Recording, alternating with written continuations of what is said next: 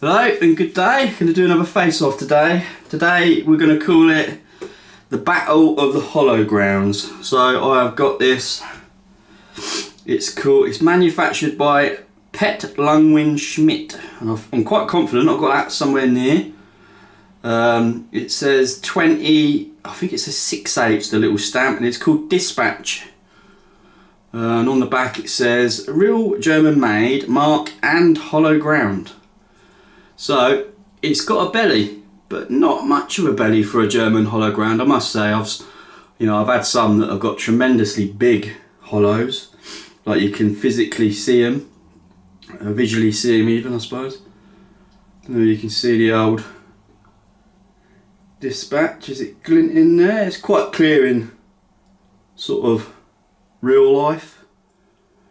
And the reason I've picked these two razors today is because they're very similar in terms of pattern.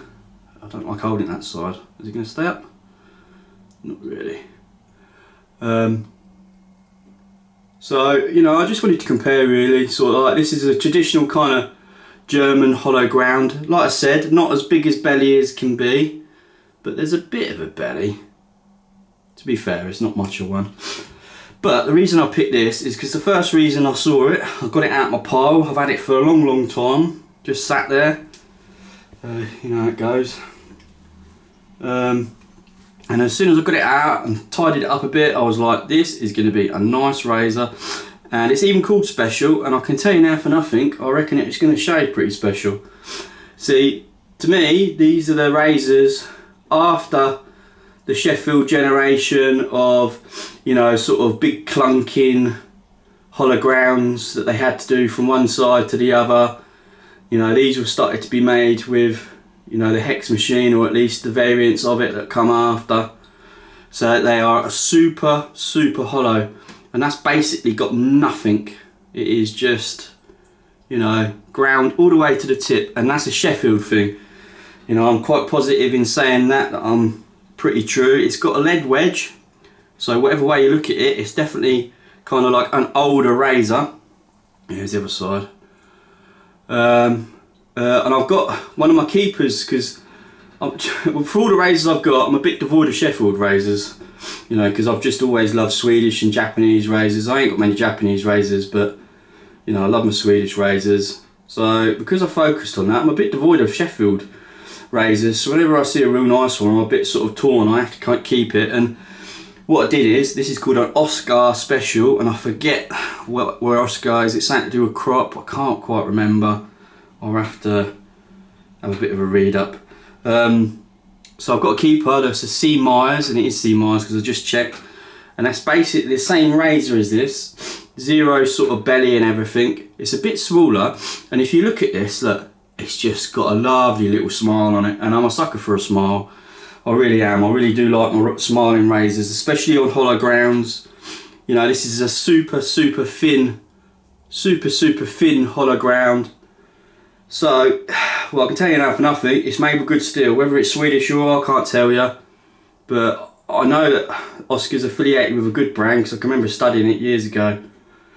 And it's definitely classed as one, so I wouldn't be surprised. It acts like Swedish steel, it shines like Swedish steel, but I can't tell. On the back, sorry, it says made in Sheffield, 1402, which I imagine is kind of the grind pattern at least, but as the saying goes, none of us really know, do we really?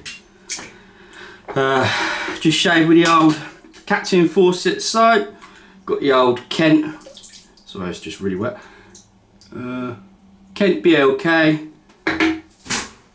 BLK 12S. Let's just shake it off a bit and see what we've got. Yeah, as soon as I put that Oscar on the stones, like, you can just tell sometimes, like I've said before in my other videos, you just put them on a stone, you can tell by the noise it makes, I find, more than anything. Like, it's a feel thing as well, but it's definitely a noise thing. You can basically just hear that the stone and the metal are almost forming like a partnership, a relationship, I guess you could call it. And I just knew. So in my head I was thinking, cool, this one might out my keeper. Like, I don't think, hang on, just let me have a look at the pivot quick. See, I don't think this Oscar has basically been shaved with. I'm definitely one of the first people to hone it, because it's basically got 0. It's not even got like a mil homeware. And it was the same with that C. Myers one as well. Like I'm near sure I was the first one to shave with that. You know, that's got a bit of pitting in it, just where it's been, you know, through the years. You know, I imagine that's got to be 8-year-old, if more than that, because it's got a lead wedge, you see. And I think they got rid of those lead wedges on the whole by the 30s. Can't be sure, but that's what I think anyway. Yeah, and that C. Myers shaved just amazingly. Like if you get a good steel and a good thin hollow ground, like the Sheffield's grinders could do, they're hard to beat, because it just plucks them like there's nothing. Yeah, so it's going to take something to get rid of that C. Myers, but the only thing that's done it really is that little smile, because they're nearly the same size. That Oscar's a little bit bigger, it's a little bit tiny wider, a couple of mil or whatever, maybe not even that. But yeah, it's the shape of the edge. I'm a sucker for that shape, I really am. I really struggle to move on razors that look like that shape, you know. But like I said, I've got quite a strict regime now in terms of my keepers, because otherwise I'd end up with bloody hundreds. And I don't want to be a hoarder of razors. I want to be a fixer-upper, stroke restorer in some cases, and, you know, a user. Oh, don't get me wrong, I do like looking at them.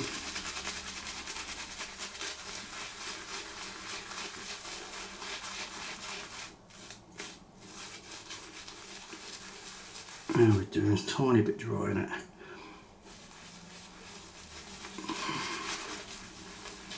Two days growth. Been quite consistent this week. I've got another kind of 10 razors ready today, so I've got a right good pick of razors for the old tube videos. Like I said, I'm going to start doing them a bit more for me instead of just doing them willy-nilly. I don't know nothing about that Dispatch one. I did have a bit of a look. I ain't had an extensive look. Sorry. P.L SCHMIDT. I did find them on one of the kind of archive sites, and I did find Dispatch somewhere. Right, let's start with the Oscar, just because I'm clacking a bit. As I was honing this, I was a bit like, oh yes, can't wait to shave with this bad boy. And there we go, that's why. So even though that's as sharp can be nearly, that's just, check the heel, hang on. Yeah. From heel to toe, that is a lovely razor. So I think the C. Myers will be going up for sale, because they're basically the same razors. And like I said before, I don't like keeping too many of the same type and grind, especially like Solid Gun or Swedish or Sheffield.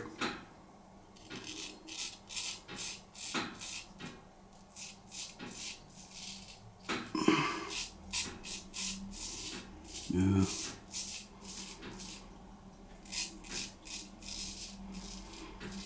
Yeah, well, you shave with razors like this, and I'll tell you now for nothing. Sorry, I just got to fill my water up a bit. Always make sure you've got enough water in your pan, in your bowl. So when you put your razor in it, like, you know, like the full length of your razor, well, you know, like the blade, that it's deep enough so you could never hit the bottom. I've never done it myself, but I've dropped a razor that went ka-tonk, and what did I do to it? I chipped it near the end, and I was gutted. But yeah, it stops you basically hitting the bottom, or the chance of.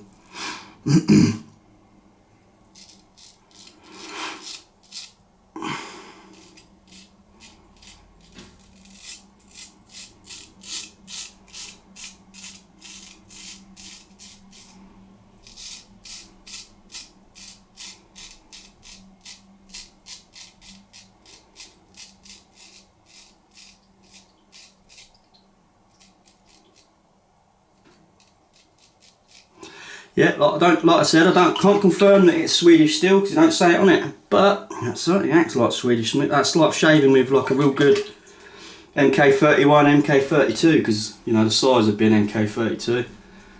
Just lovely. It's like I said, that's what made Sheffield famous, man. It's like it weren't just the steel, you know, which was actually the best steel was from Sweden.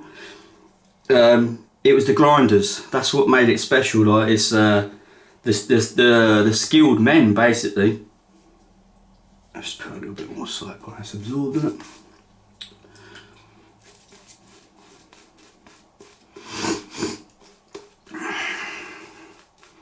You know, like I said, they were really famous because of their grinding. They're skilled. See, that sounds quite a bit different than that. Big time different. So this is slightly less in width. So in a way,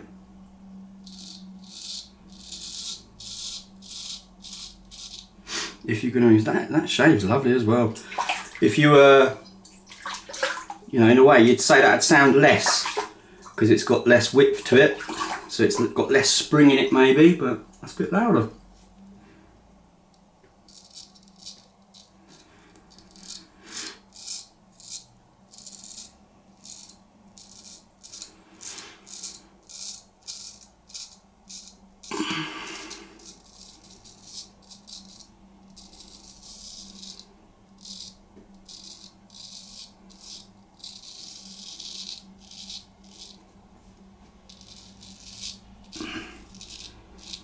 I'll tell you nothing, I think there ain't much to compare because they're both bloody good. Oh, I just nicked my hand with that razor.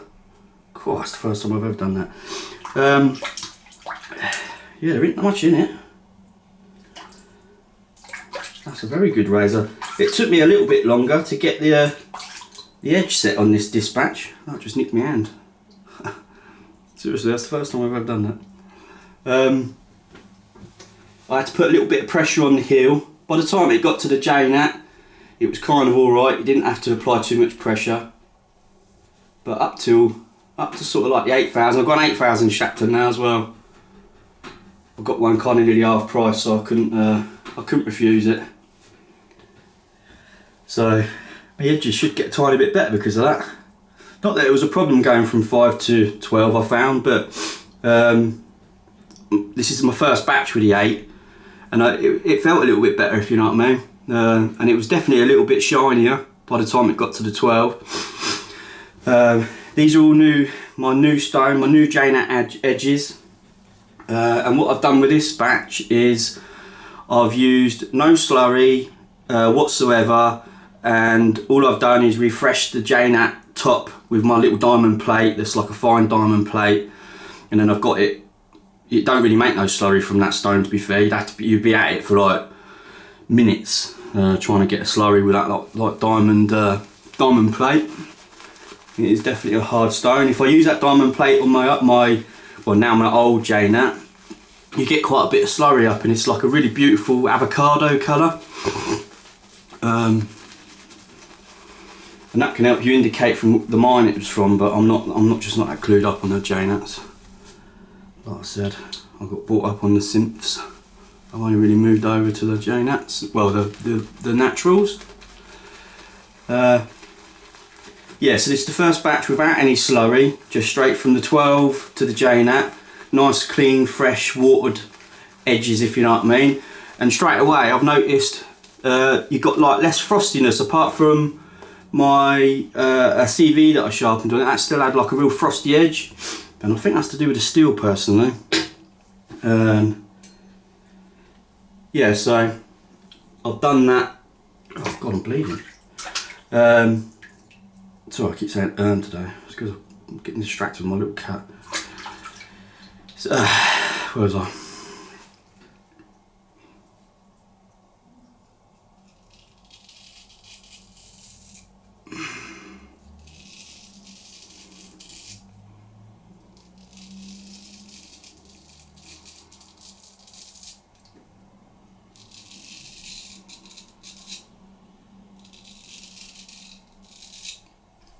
One thing you notice with these types of razors as well, they're definitely easier to shave with, I find. Like they definitely seem to kind of like, well, basically flow on my face better, if there's a word to describe it.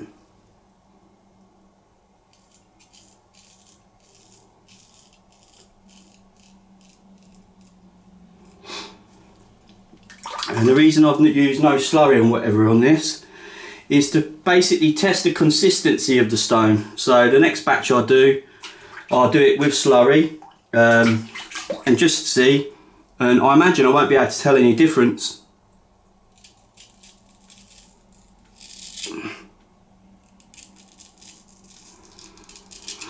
On the quality of the edges. Sorry, I run out of breath. Or at least that's what I hope. And this is how I test stones basically. And what I do is as well, I barely strop when I first get stones. I barely strop over after I've put edges on them.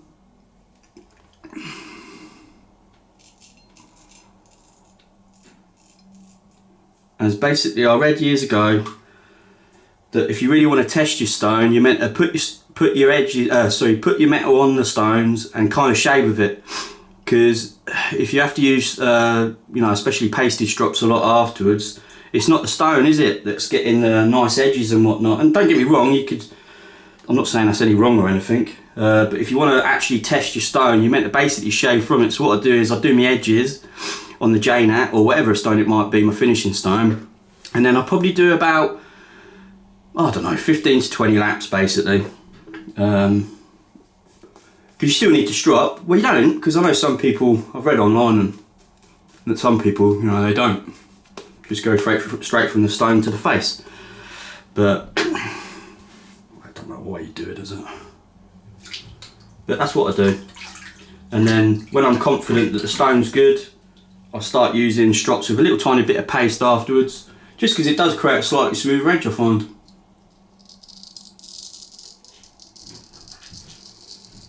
Be a bit of noise, the girls are going to come in the door.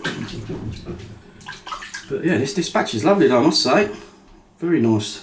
Definitely got a little water in it from it, anyway, sliced my hand. That's my dog.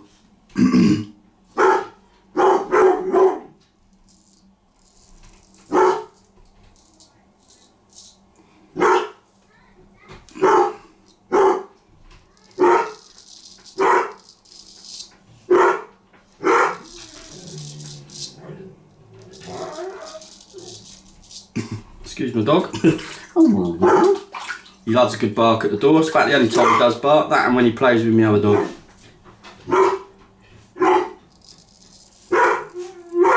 God knows what they're doing at the door.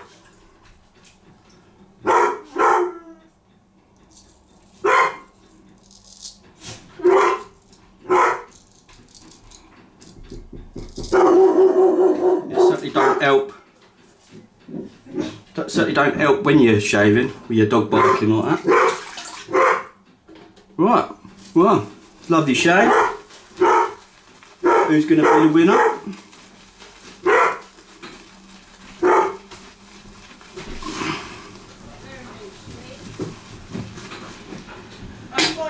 In terms of your experience, like shave experience.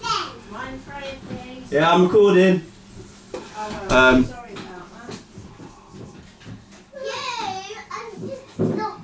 In terms of actual like shaving experience. Oh, your key's so funny. There's nothing in it. You got to juggle it. Yeah, I think we get there eventually. We've got lots of artwork again. Okay, I'm going to put it up the table. Yeah, there's nothing in that. Tony, no. So the battle of the hollow grounds that are very similar, I'd say it's about equal. In terms of shaving experience, it's nearly equal. So it goes to show, man. Right. It's a tight shave as well. It's lovely. Very happy. It's definitely ousting my sea mires.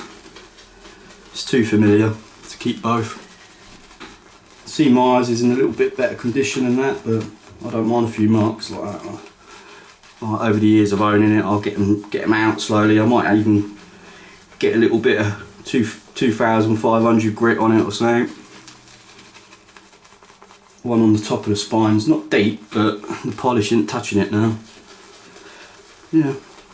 Anyway, I'm gonna go and get on with my day.